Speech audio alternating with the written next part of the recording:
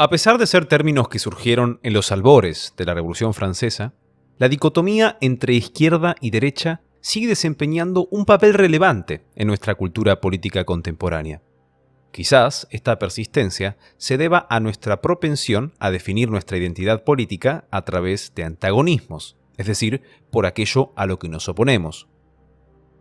Este proceso de polarización política se asocia frecuentemente a debates sobre el Estado, la igualdad, el liberalismo, el nacionalismo y el socialismo.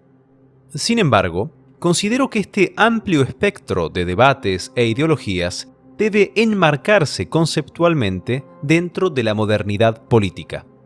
La modernidad no solo es un periodo histórico, sino también un proceso polifacético que ha implicado una serie de cambios en todas las áreas del pensamiento y la actividad humanas. Si bien estas transformaciones son interdependientes, algunas atañen más a la política que otras, particularmente aquellas que han repercutido en la formación del Estado moderno. En este video propongo explorar la posibilidad de una nueva dirección para la derecha, invitando a revisar críticamente nuestros fundamentos y discursos desde una perspectiva centrada en las transformaciones y los problemas de la modernidad política. En primer lugar, analizaré qué es el Estado moderno, trazando un breve recorrido por su formación, desarrollo teórico y evolución. Luego identificaré los principales errores de la derecha en su intento de abordar los problemas inherentes a la modernidad política y el Estado. Y finalmente compartiré una serie de reflexiones y propuestas para fomentar debates que conduzcan a una nueva dirección para la derecha.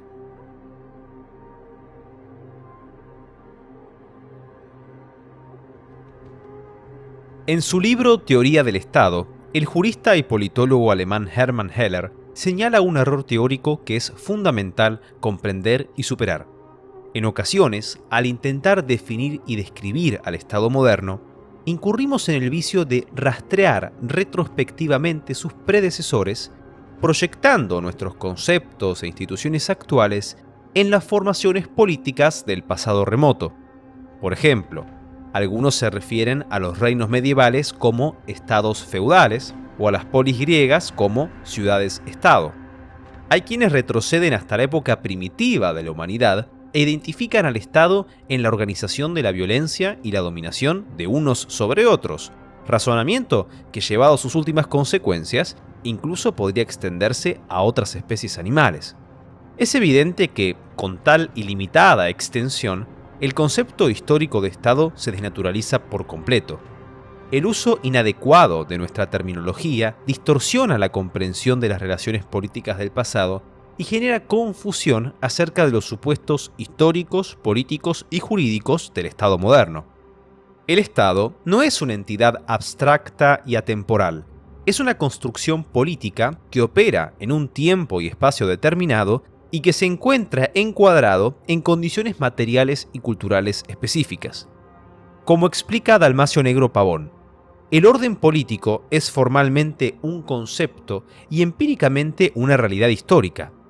Tal como está configurado en cada momento, es una posibilidad histórica que pudo no haberse dado o no haberse consolidado. El Estado, según su concepto y realidad, él mismo, una posibilidad histórica, no es, pues, eterno, intemporal.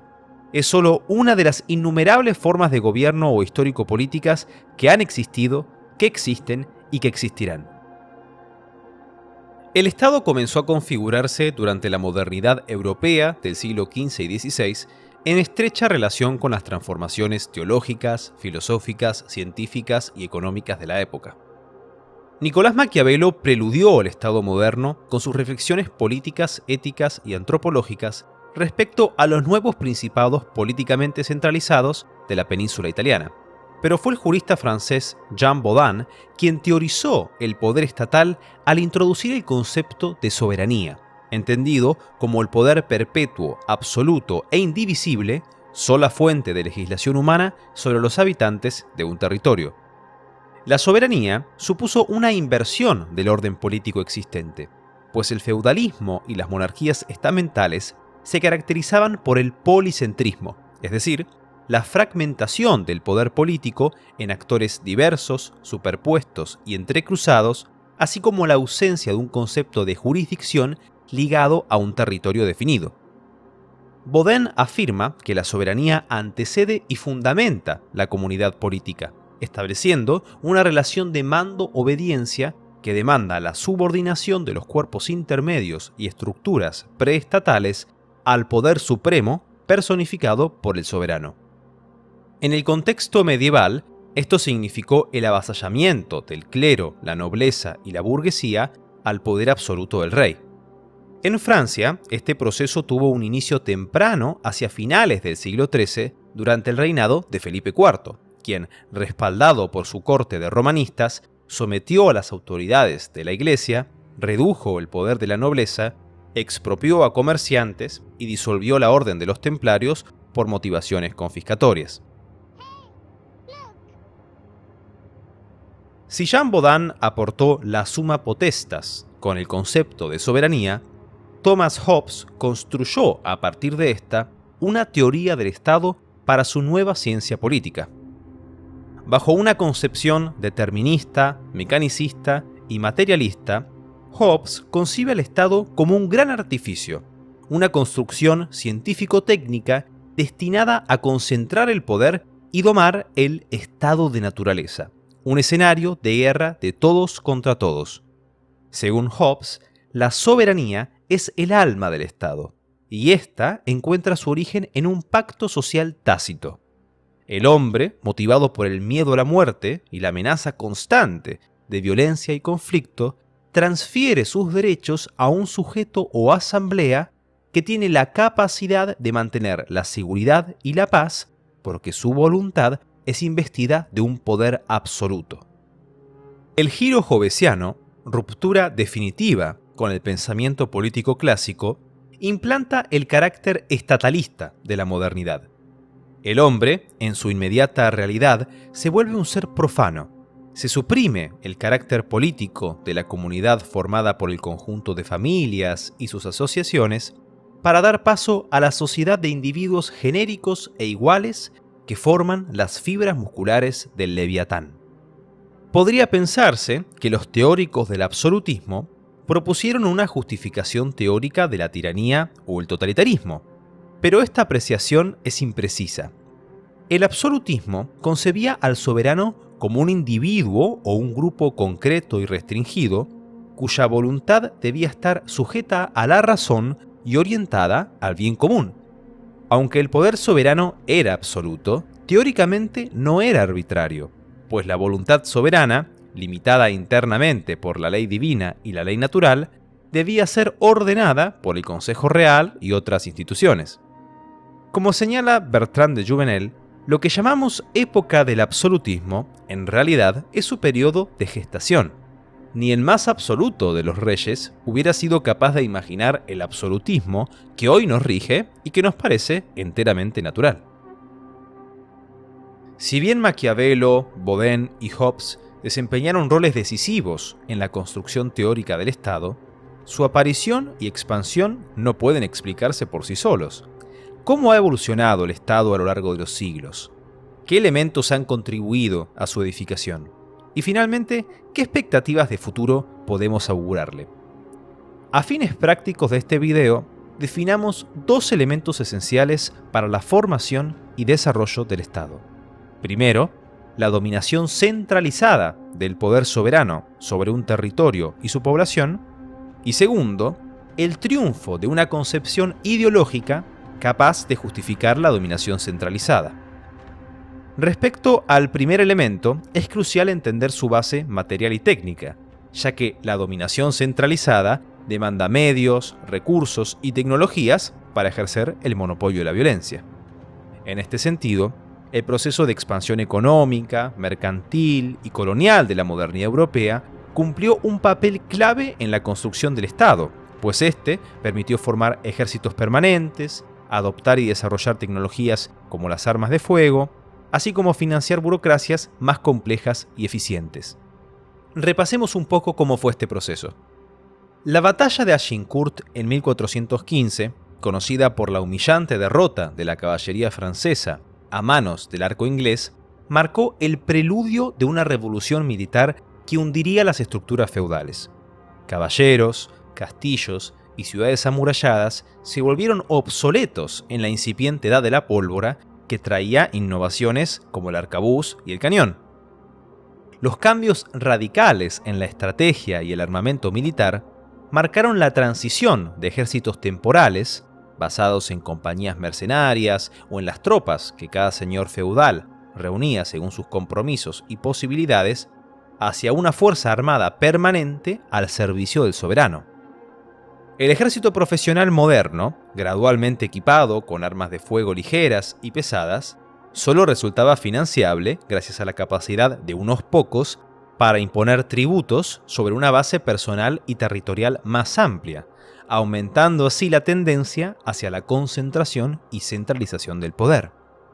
No es casual que Maquiavelo dedicara un capítulo de su tratado El Príncipe a explicar que las ciudades-estado italianas se fortalecerían en el momento que abandonaran los mercenarios y adoptaran ejércitos permanentes.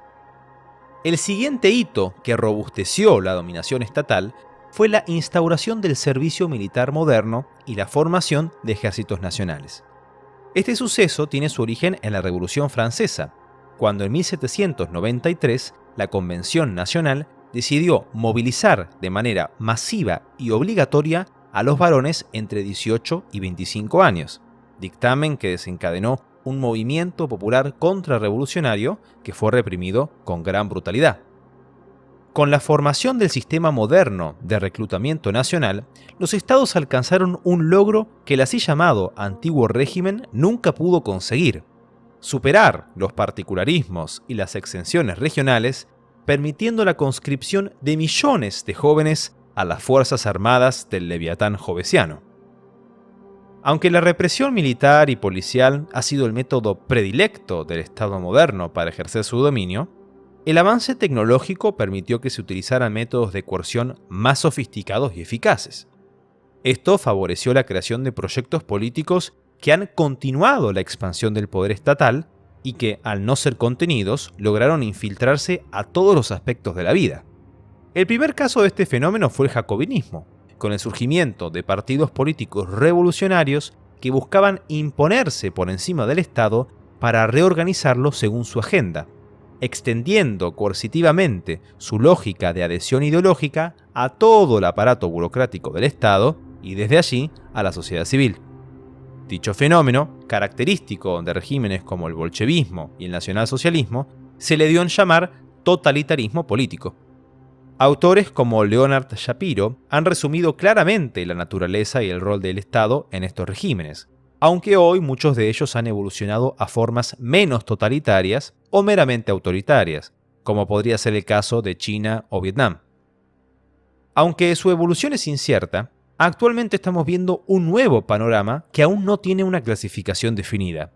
Los sistemas de vigilancia y monitoreo masivos, el reconocimiento de datos biométricos o el uso de inteligencia artificial y algoritmos son herramientas que fácilmente pueden imponer una subordinación completa del individuo al Estado sin implicar una clásica dictadura totalitaria que encuadra a toda la población en una militancia ideológica de masas.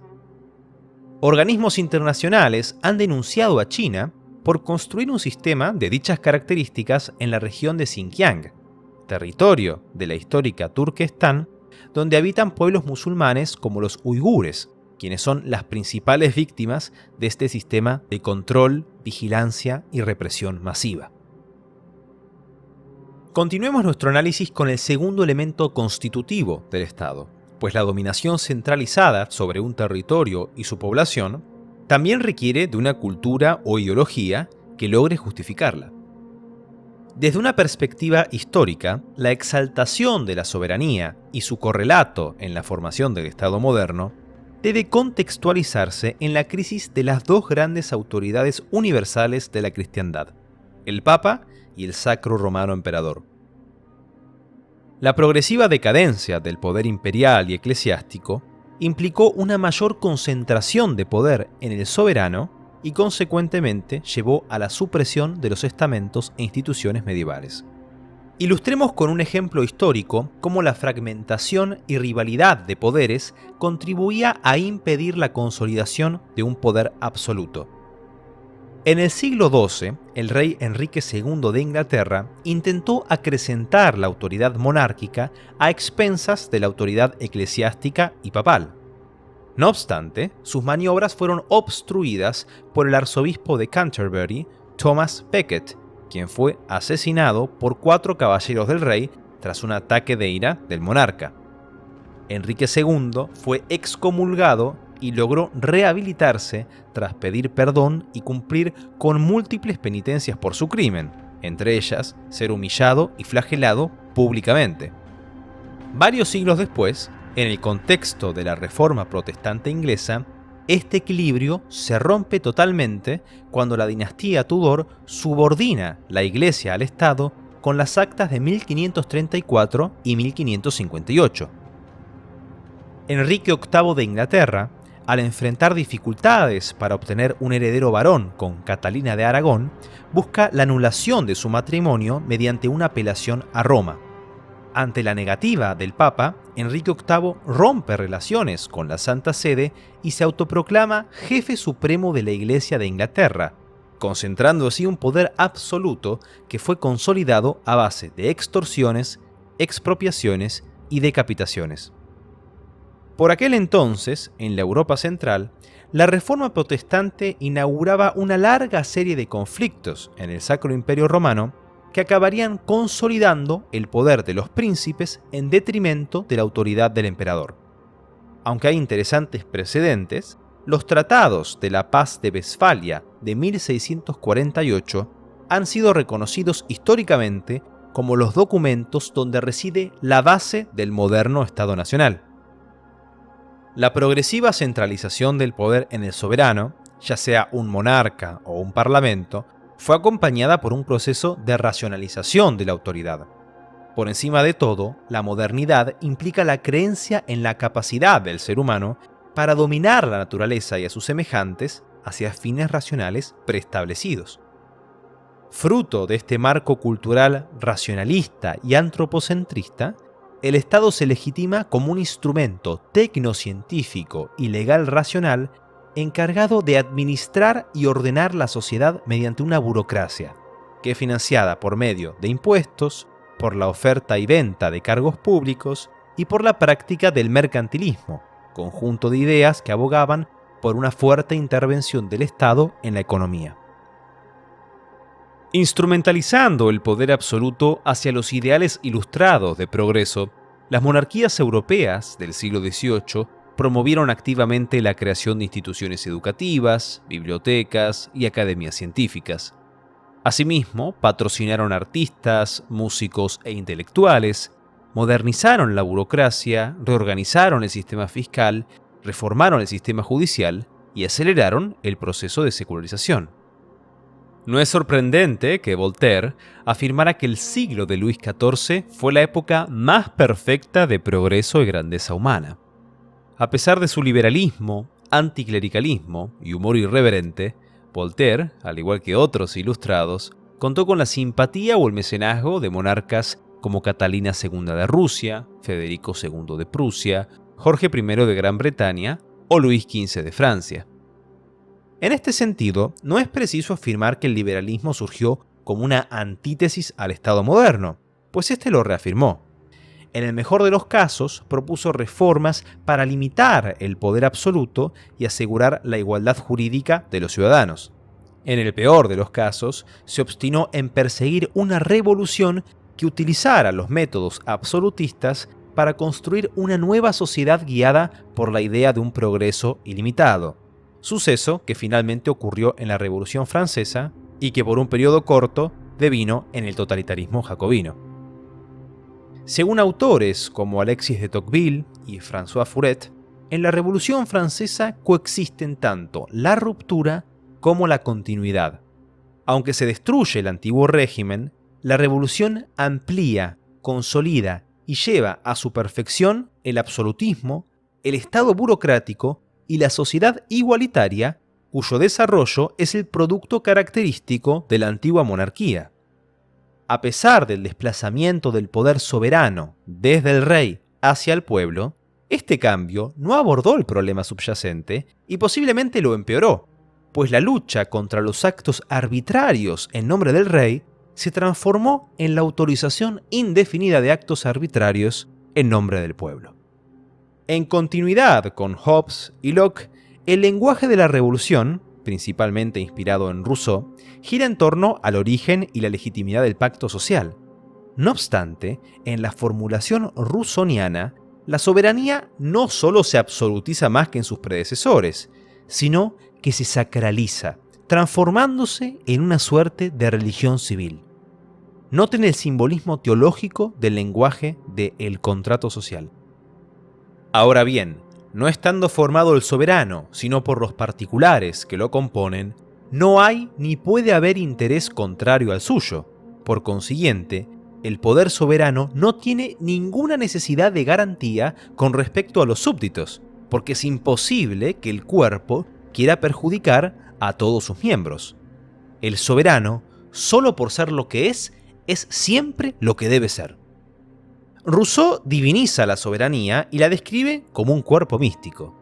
De manera análoga a cómo los cristianos son miembros inseparables del cuerpo único e indivisible de Cristo a través del Espíritu Santo, todos los ciudadanos son miembros indivisibles de la soberanía a través de la voluntad general, el interés común de la colectividad al que todos deben subordinarse. En efecto, cada individuo puede como hombre tener una voluntad particular contraria o disconforme con la voluntad general que tiene como ciudadano. Por tanto, a fin de que este pacto social no sea una vana fórmula, encierra tácitamente este compromiso, que solo por sí puede dar fuerza a los demás y que quien quiera se niegue a obedecer la voluntad general será obligado a ello por todo el cuerpo. Benjamin Constant, pensador liberal contemporáneo a la Revolución Francesa, describe con precisión y consternación el despotismo del nuevo régimen inspirado en estas ideas.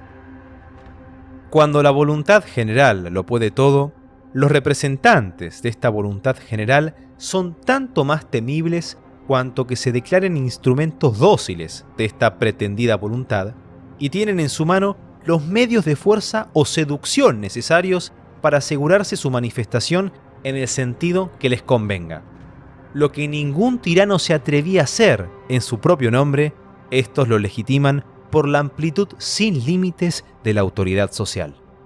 El aumento de competencias de que tienen necesidad lo solicitan al propietario de esta autoridad, al pueblo, cuya omnipotencia no tiene otra razón de ser que justificar sus usurpaciones.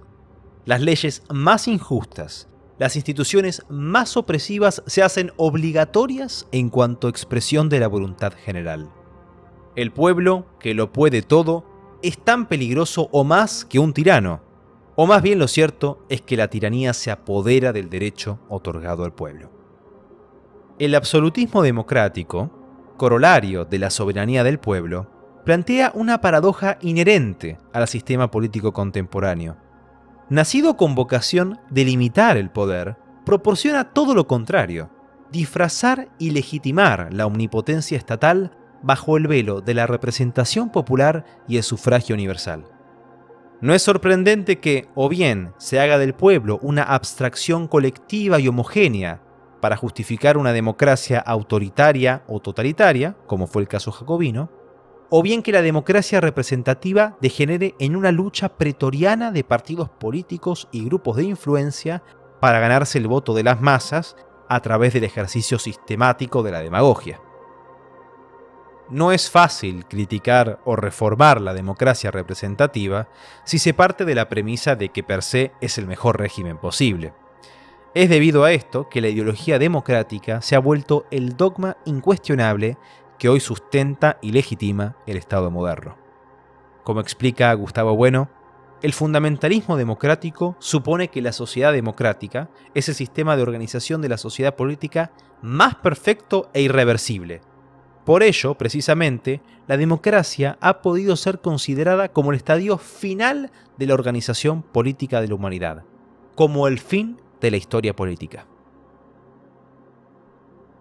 Hemos visto cómo a lo largo de la historia se ha ido creando una concentración de poderes en beneficio de un personaje, el Estado, que dispone de medios cada vez más amplios, que reivindica sobre la comunidad derechos cada vez más extensos y que tolera cada vez menos poderes fuera de él.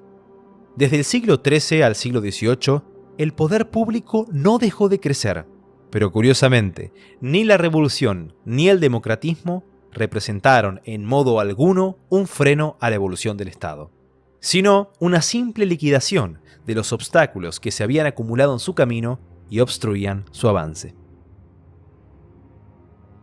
En la primera parte del video proporcioné un breve resumen de las transformaciones de la modernidad política, destacando la formación y evolución del Estado moderno, así como sus corolarios en la atomización de los individuos y la despolitización de la sociedad civil.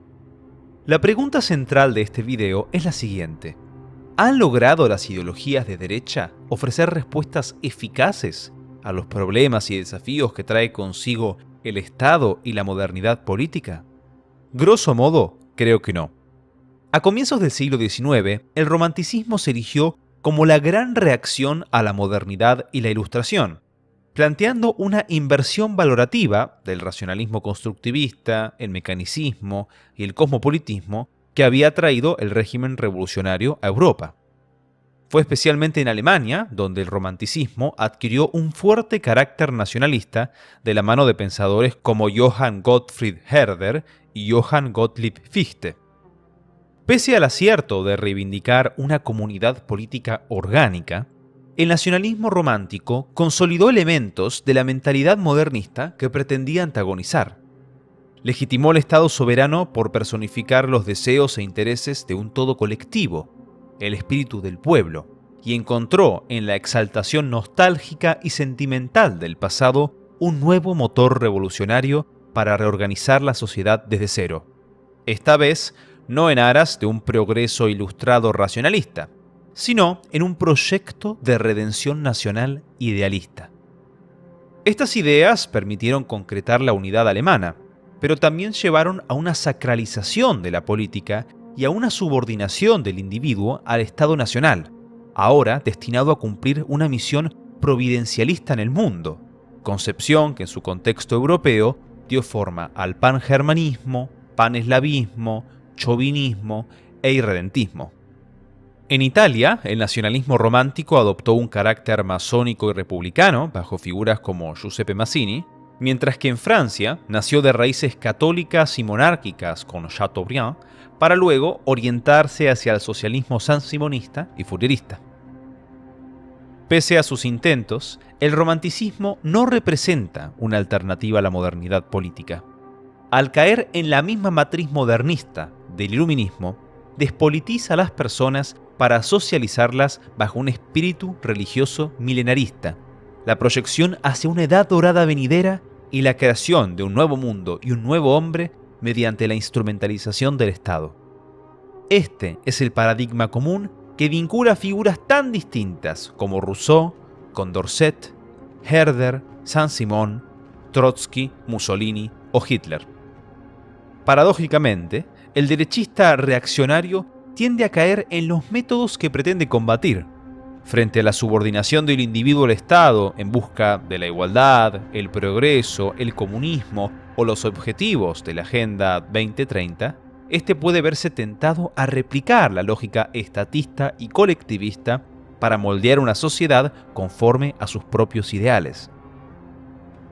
Dada la considerable influencia del liberalismo en la derecha contemporánea, es fundamental abordar su papel en este análisis. La tradición liberal, con su historia extensa, diversa y compleja, no se presta a generalizaciones simplistas.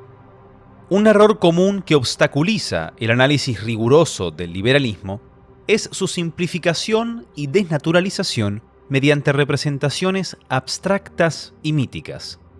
A veces, esto se debe a la torpeza metodológica de sus referentes. Por ejemplo, Murray Rothbard afirmó que Lao Tse fue el primer libertario, algo no muy distinto a decir que Julio César fue el primer peronista. Otras veces, las representaciones míticas del liberalismo pueden vincularse a nuestras categorías historiográficas. La mentalidad protestante e iluminista ha contribuido a establecer una división tripartita de la historia universal: la Edad Antigua, la Edad Moderna y, entre medio, un interludio de 1000 años de oscuridad que llamamos la Edad Media. De manera análoga a estas categorías, algunos presentan el liberalismo como el triunfo de la libertad y la limitación del poder frente a las oscuras monarquías medievales, arbitrarias e ilimitadas. Sin embargo, esta perspectiva presenta serios problemas. En primer lugar, no refleja la realidad histórica de la premodernidad europea. Bertrand de Jouvenel se expresa con dureza al respecto. Esta representación burdamente errónea de la Edad Media está sólidamente anclada en la gente ignorante y sirve de cómodo terminus acuo para luego desplegar la historia de una evolución política hacia el terminus ad quem de la libertad. Todo esto es falso. Recordemos, sin insistir sobre ello, que el poder medieval era compartido con la Curia Regis, limitado por otros poderes autónomos en su ámbito y que sobre todo no era soberano. Por otra parte, estas representaciones míticas del liberalismo ignoran que incluso durante el periodo del absolutismo existieron reinos y repúblicas que, sin recurrir a los autores liberales, alcanzaron un grado de libertad sin precedentes, como la Mancomunidad Polaco-Lituana, una monarquía electiva, federal y constitucional que se caracterizó por un rey débil y una aristocracia fuerte. Cuando contextualizamos el liberalismo dentro del marco temporal, geográfico y cultural de la modernidad política, su relación con el Estado adquiere una notable ambigüedad. El contractualismo liberal propuesto por pensadores como Hobbes, Locke, Spinoza y Kant desempeñó un papel crucial en la legitimación del Estado moderno. Aunque difieren en la moralidad precontractual de los agentes, el propósito del contrato y las funciones del Estado resultante, todos parten de una misma premisa lógica como método heurístico. La sociedad se organiza en torno a la necesidad de los individuos de someterse a un poder soberano estatal como medio para evitar la entropía social, el escenario caótico y errático que los autores denominan estado de naturaleza. El contractualismo no pretende explicar el origen del Estado. Sin embargo, sus autores afirman que su surgimiento histórico sería una condición necesaria para la existencia del orden social. Para ellos, la sociedad humana emerge como el resultado de una forma política específica, que es el Estado soberano. Es debido a esta necesidad histórica que deducen el consentimiento tácito de los individuos para someterse al poder del Estado moderno a través de un hipotético contrato social. En otras palabras, el contrato social no es una realidad histórica, sino la deducción del consentimiento tácito de los individuos ante la necesidad histórica del Estado para que emerja la sociedad. En contraste con pensadores clásicos como Aristóteles, quienes concebían la sociedad como un resultado inevitable de nuestra naturaleza, el contractualismo introduce una hipotética discontinuidad en la existencia humana, creando dos instancias lógicas antitéticas: un primer estadio precontractual, natural, caótico y socialmente centrífugo, y un segundo estadio postcontractual, artificial, civilizado y socialmente centrípeto, que coincide con la aparición de la sociedad civil y el Estado político, siendo el segundo el que provee las condiciones de existencia del primero. En el caso del contractualismo antiliberal de Rousseau, se modifica este esquema para respaldar su visión utópica. En el estado de naturaleza, los individuos habrían sido históricamente libres e iguales, viviendo de forma autárquica y solitaria. Pero con la emergencia de la sociedad, surge en simultáneo un estado degradado, caracterizado por la desigualdad originada por la propiedad privada y el interés individual.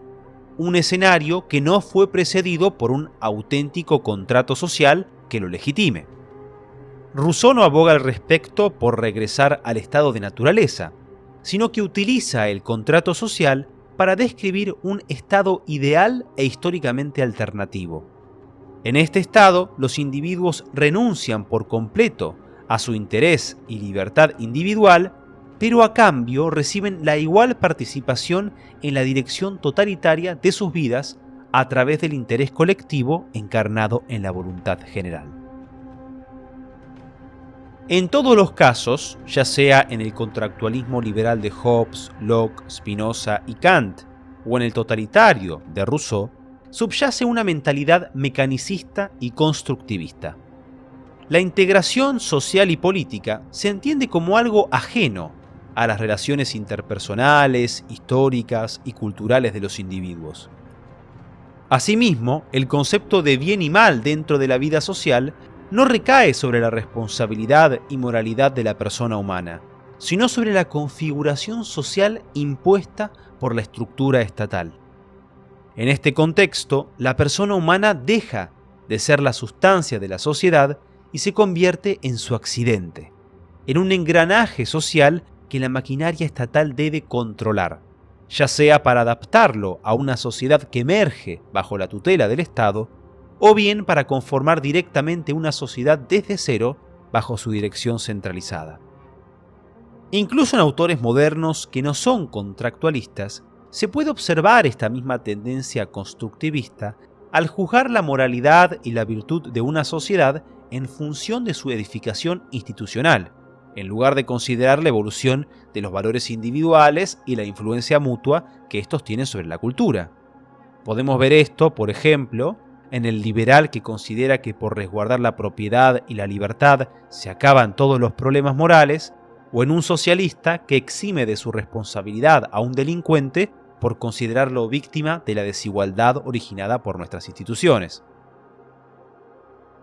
Es coherente con esta mentalidad constructivista que muchos liberales del siglo XVIII hayan cooperado y legitimado a las monarquías absolutistas como vehículo para transformar y adaptar la sociedad hacia los valores de la Ilustración. También es coherente que, tras las revoluciones, hayan surgido vertientes liberales que celebren la intervención estatal para promover un ideal de progreso o bienestar.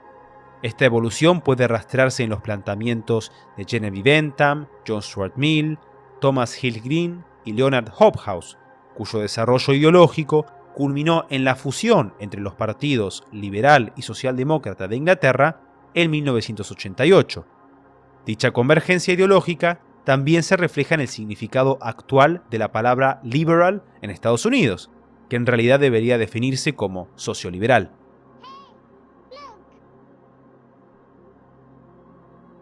El análisis de la tradición liberal se vuelve significativamente más complejo cuando recordamos la existencia de vertientes anárquicas que se oponen al estatismo, tanto de tendencia socialista como liberal. Desde Gustave de Molinari hasta Murray Rothbard y David Friedman, los anarcocapitalistas o simplemente liberales libertarios han abogado por una sociedad sin Estado basada en la autogestión, la propiedad privada y el libre comercio. Muchos libertarios podrían argumentar que su aversión al Estado y a la política contemporánea los sitúa como la perspectiva más coherente dentro de la tradición liberal, una tesis que no resulta difícil de reconocer. Sin embargo, la coherencia no garantiza la infalibilidad. El liberalismo libertario a menudo genera polémica debido a su recurrente economicismo, es decir, al sesgo metodológico que reduce todos los hechos sociales a su aspecto económico, dejando de lado otras consideraciones morales, culturales o políticas.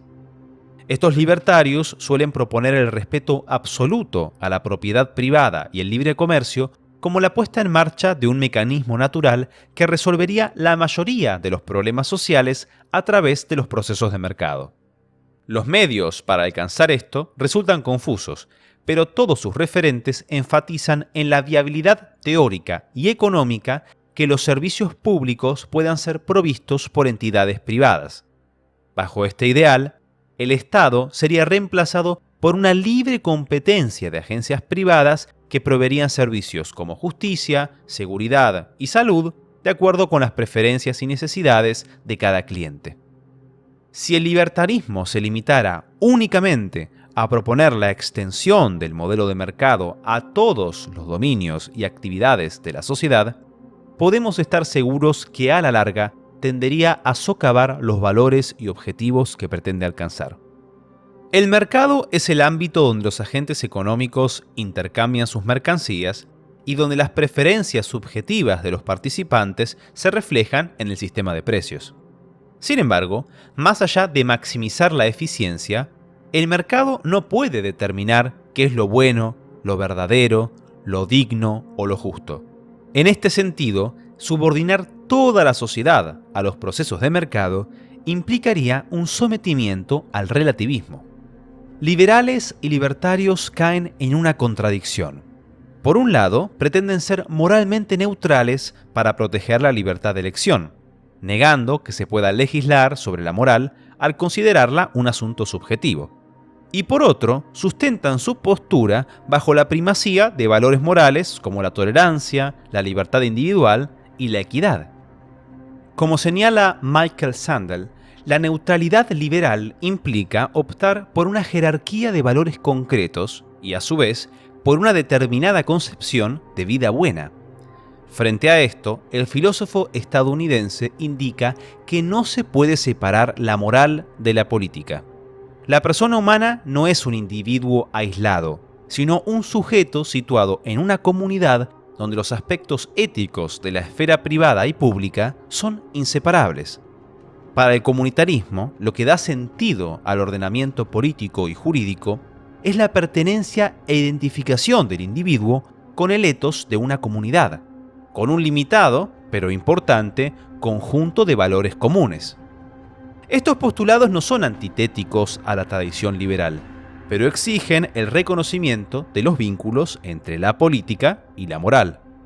Además, exige virar hacia el reconocimiento de la importancia de la identidad, la amistad cívica y los potenciales problemas que pueden traer el cosmopolitismo y el multiculturalismo.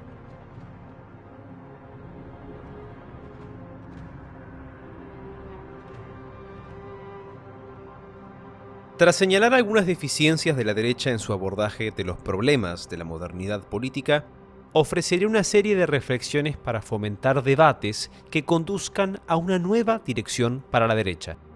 Exploraré las posibles alternativas al Estado moderno, examinando cómo podrían configurarse, cuáles serían sus ventajas y cuáles podrían ser sus limitaciones. Antes de adentrarnos en este análisis, es crucial recordar que no debemos caer en el error racionalista de concebir un sistema político específico como la solución definitiva a todos nuestros problemas. Este vicio intelectual refleja el mito modernista del poder político como el camino hacia un progreso indefinido, hacia el fin de la historia. Aunque la política desempeña un papel crucial, es fundamental recordar que la sociedad es un sistema de relaciones entre personas. Sin una participación activa, tanto individual como colectiva, en la formación de una cultura que fomente la excelencia, la búsqueda de la verdad y la práctica de la virtud, nuestros proyectos políticos siempre serán insuficientes. Incluso si nos encontráramos ante una crisis terminal sin solución política, aún podríamos transformar nuestras vidas, familias y comunidades mediante la excelencia moral. Existe una pregunta que podría surgir al ver este video. Si el Estado y sus problemas corolarios son resultados de la modernidad política, ¿sería posible regresar a la premodernidad? La pregunta, aunque peculiar, es válida.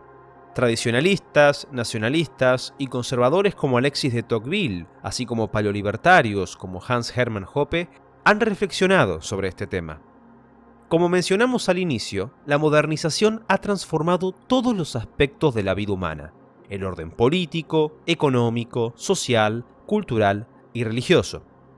Por ello, restaurar el orden político premoderno sin afectar sus demás aspectos interrelacionados resulta inviable.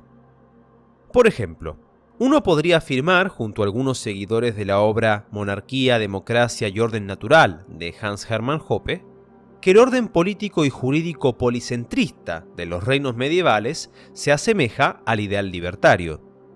Esto es cierto en tanto que no existía un Estado moderno. Sin embargo, esta dispersión del poder estaba respaldada por un orden social, cultural, religioso y económico comunitario que ya no existe en la modernidad. El error radica en extrapolar fenómenos modernos, como la sociedad de mercado y las relaciones contractuales, a las cerradas economías locales de reciprocidad o redistribución propias de la premodernidad, basadas en la tradición y el parentesco. El reverso de esta errónea extrapolación es confundir la naturaleza del Estado burocrático moderno con las formas políticas de la premodernidad, como los estados patrimoniales, imperios burocráticos, monarquías estamentales o, lo que es más grave aún, las monarquías feudales. Esta última distorsión histórica lleva a muchos autores a interpretar la ausencia de actividad mercantil generalizada, y por ende el muy escaso uso del cálculo monetario en la Edad Media, como el precedente de una represión dirigista de la economía. Esto llega a veces al extremo de considerarse al cristianismo católico medieval como un precedente de los regímenes comunistas totalitarios de partidos marxistas-leninistas, como es el caso de Antonio Escotado en el primer tomo de su trabajo Los enemigos del comercio. Más allá de la inviabilidad práctica de restaurar un orden político premoderno, surge la cuestión de si realmente sería deseable. Incluso para un tradicionalista, rechazar por completo la modernidad podría considerarse algo absurdo. Quizás, en lugar de intentar retroceder en el tiempo, lo más lógico y prudente sería atenuar los aspectos más problemáticos del sistema actual. Para esbozar una alternativa al Estado moderno, es esencial volver a sus fundamentos jurídico-políticos. El Estado se define como una forma de organización política basada en el concepto de soberanía, que implica un poder único, supremo e indivisible sobre un territorio y su población. El jurista francés Olivier Beau sostiene que existen formas jurídico-políticas autónomas y distintas al Estado, entidades que se oponen a la concentración y monopolización del poder político. Estas son dos: la federación y el imperio. Es importante destacar que Beau opta por utilizar el término federación en lugar de confederación de estados o estado federal, ya que para él la unión federal es irreductible al fenómeno estatal. La federación y el imperio comparten similitudes importantes, dado que ambas consisten en unidades políticas compuestas por otras entidades políticas. Su distinción principal radica en sus sistemas de interacción. Mientras que la federación se basa en la unión voluntaria y consentida de sus estados miembros, el imperio implica una unión coercitiva impuesta por un centro dominante, la metrópoli, sobre una periferia subordinada, las dependencias.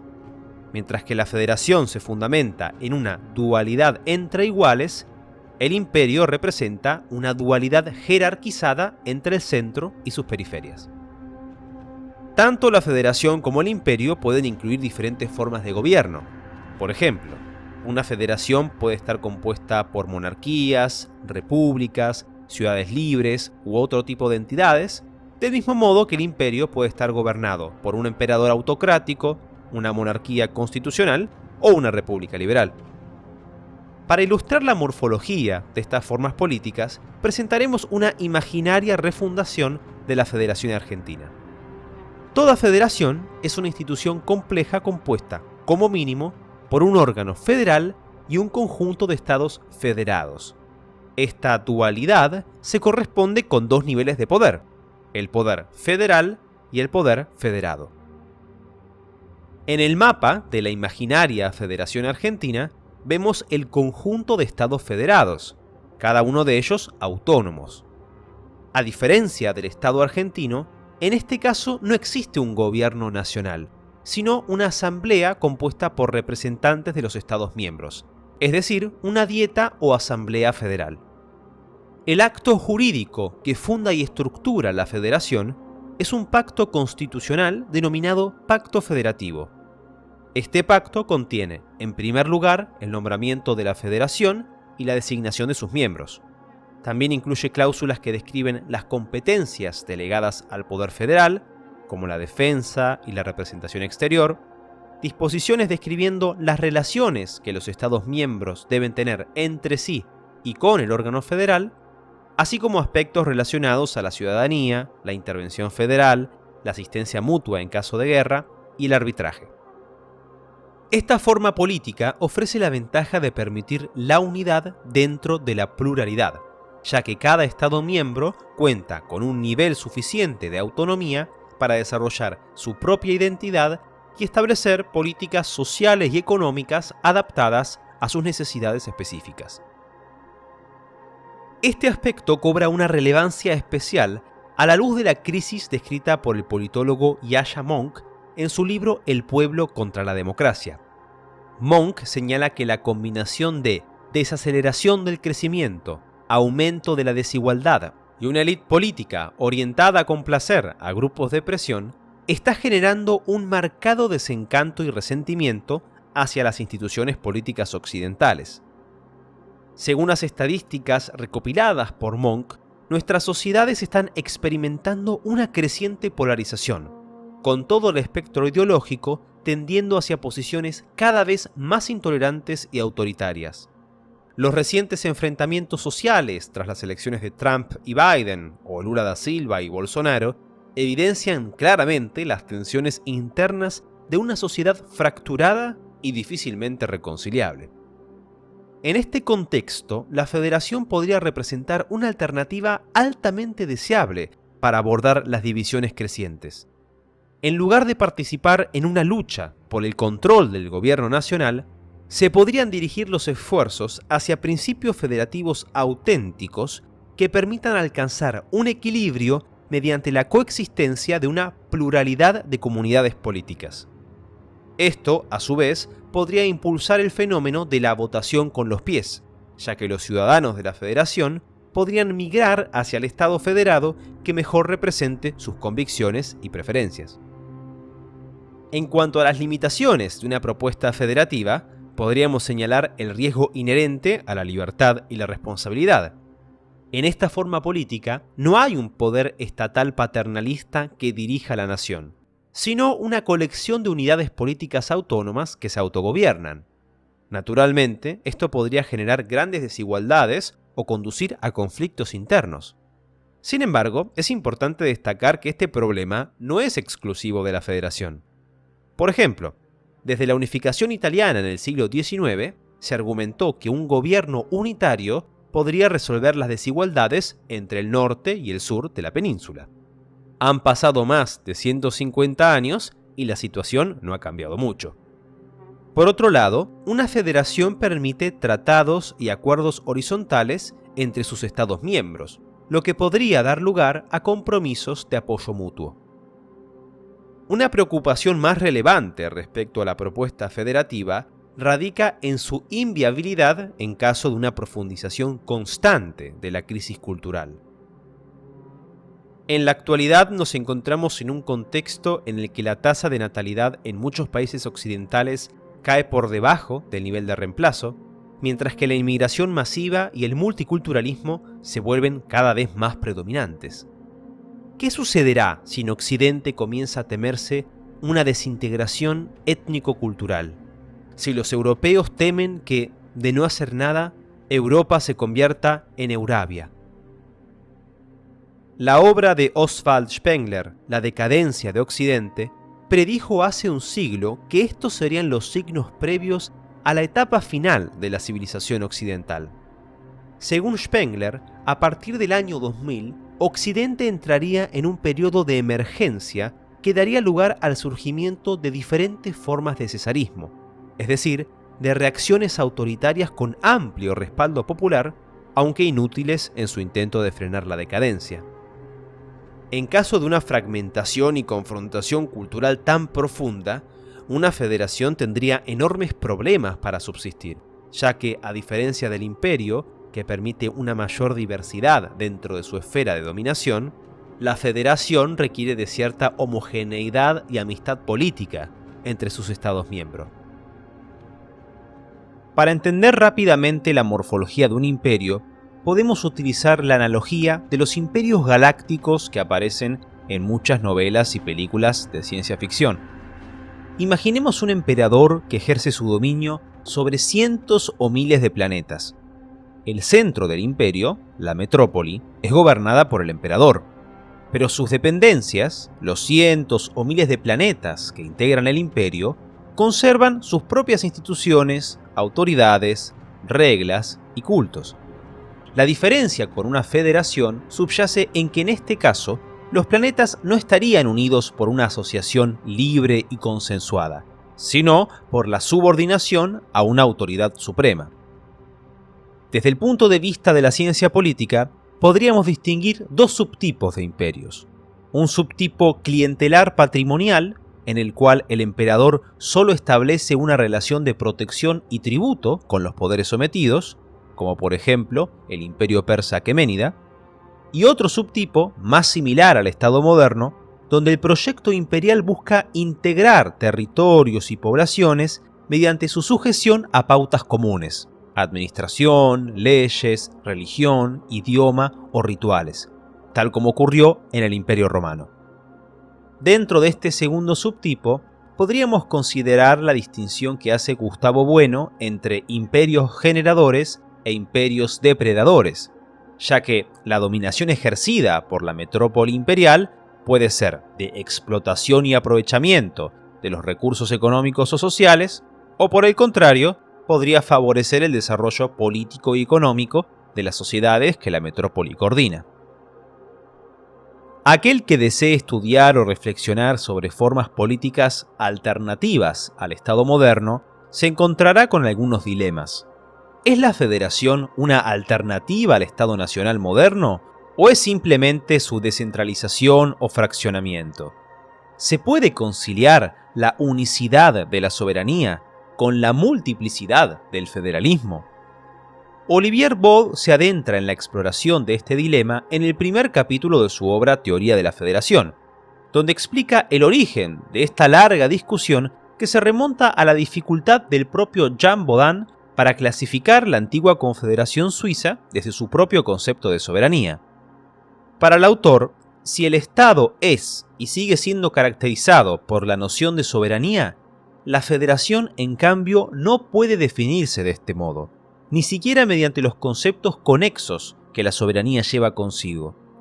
Del mismo modo, al analizar imperios como el Sacro Imperio Romano, no cabe reducirlos o equipararlos a formas atípicas, irregulares o monstruosas de Estado, pues no lo son.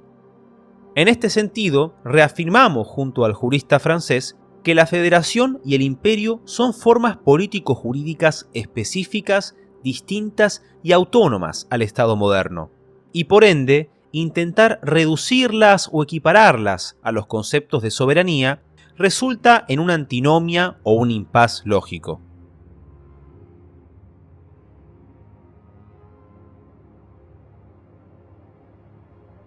A lo largo de este video hemos explorado temas fundamentales como la teoría del Estado y la teoría de la modernización, con el objetivo de comprender el paradigma político actual y relacionarlo con las perspectivas y propuestas de la derecha.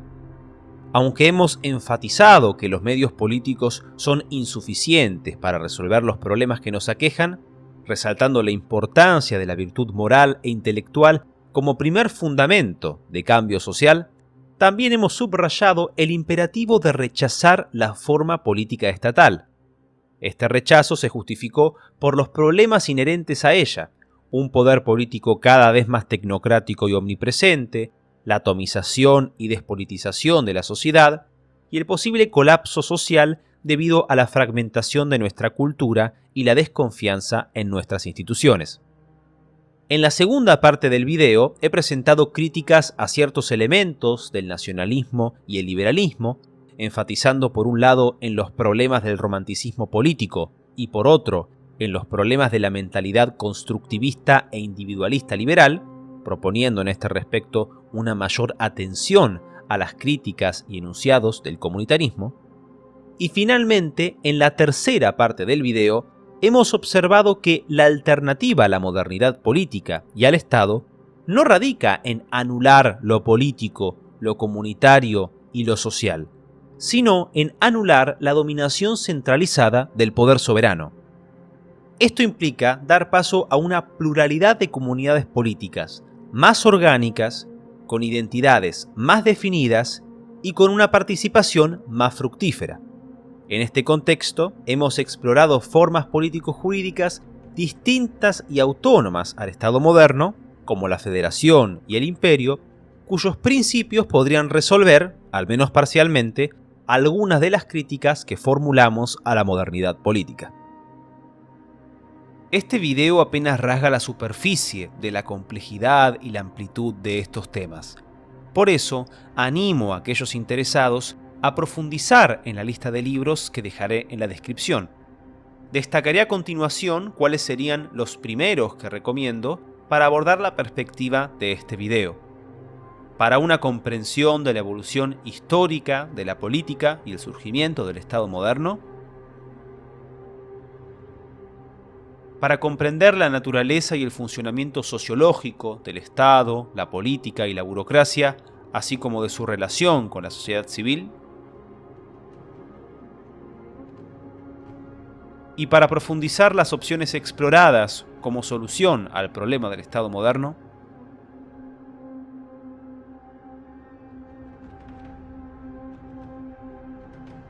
quiero expresar mi sincero agradecimiento a Pablo Martín Pozzoni y a Sergio del canal El Templo de Delfos por su colaboración al revisar este video y brindar valiosas correcciones y sugerencias.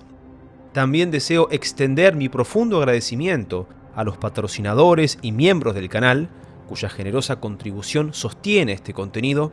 Y por último, quiero agradecer a esta cálida comunidad por esperar este video con ansias, así como por compartirlo en redes sociales.